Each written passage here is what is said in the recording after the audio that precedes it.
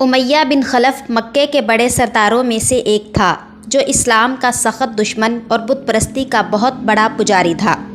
وہ مسلمانوں سے سخت نفرت کرتا۔ ایک دن اسے خبر ملی کہ اس کے ایک حبشی غلام بلال بن رباح نے اسلام قبول کر لیا ہے، تو وہ آتش انتقام سے بھڑک اٹھا اور حضرت بلال رضی اللہ تعالیٰ عنہ کو اپنے پاس بلوایا اور پوچھا، مجھے بتایا گیا ہے کہ تم نے لات اور عزیٰ سے منہ پھیر لیا ہے اور اپنے آباء و اجداد کے دین کو چھوڑ کر یکتا پرستی اختیار کر لی ہے، کیا یہ بات سچ ہے؟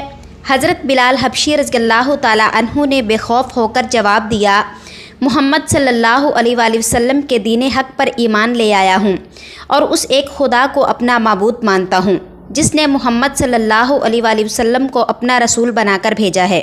امیہ بن خلف نے جب یہ جواب سنا تو غصے سے بھڑک اٹھا اور کہا، اس دین سے باز آ جاؤ ورنہ تمہیں دردناک سزا سے دوچار کروں گا۔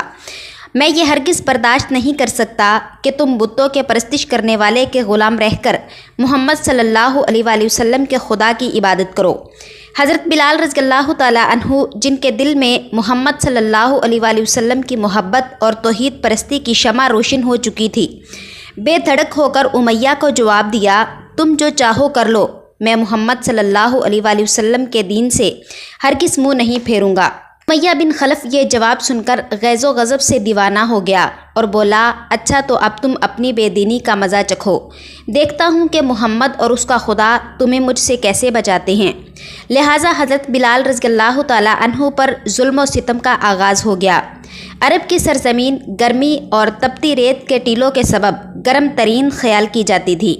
امیہ حضرت بلال رضی اللہ تعالیٰ عنہ کو گرمی میں دوپہر کے وقت تپتی ریت پر سیدھا لٹا دیتا اور ایک بڑا سا پتھر ان کے سینے پر رکھوا دیتا۔ ایک آدمی اس پر پاؤں رکھ کر کھڑا ہو جاتا تاکہ وہ کروٹ نہ بدل سکیں اور کہتا، محمد صلی اللہ علیہ وآلہ وسلم کے دین سے باز آ جاؤ اور کہو کہ تم لات اور عزیٰ پر ایمان لائے۔ حضرت بلال رضی اللہ تعالیٰ عنہ کی زبان سے احد احد کے سوا کچھ نہ نکلتا۔ امیہ ان پر ظلم و تشدد کی انتہا کرتا گیا۔ وہ انہیں دن رات بھوکا پیاسا رکھتا، کوڑے مارتا، مگر ان کی زبان پر احد احد جاری رہتا۔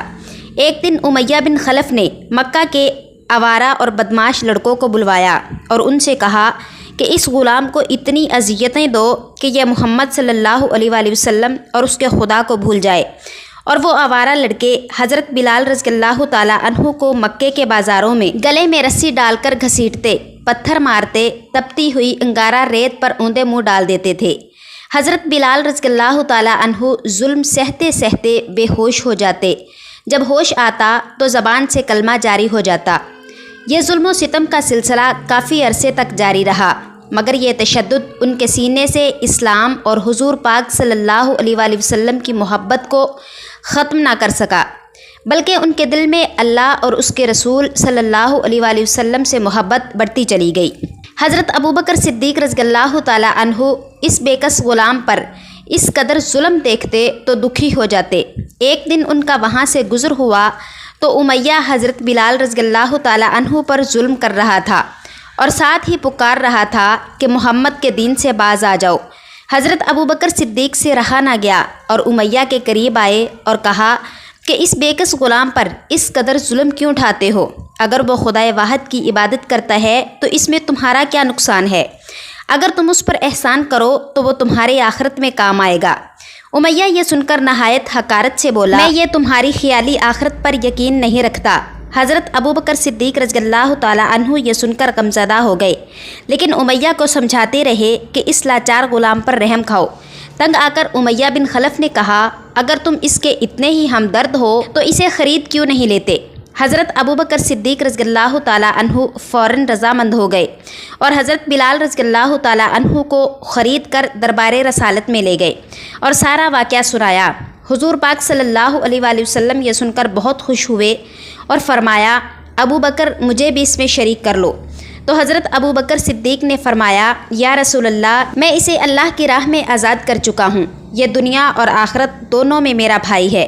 یہ سن کر حضور پاک صلی اللہ علیہ وآلہ وسلم نے حضرت ابو بکر صدیق کے حق میں دعا فرمائی۔ حضرت بلال رضی اللہ تعالیٰ عنہ نے اس غلامی میں 28 سال گزار دیے تھے۔ آپ نیک اور پاکیزہ طبیعت کے مالک تھے۔ اسی لیے جب حضور پاک صلی اللہ علیہ وآلہ وسلم نے دعوت توحید دی تو حضرت بلال رضی اللہ تعالیٰ عنہ نے فوراً اسلام قبول کر لیا اور السابقون الاولون کی مقدس جماعت میں شامل ہو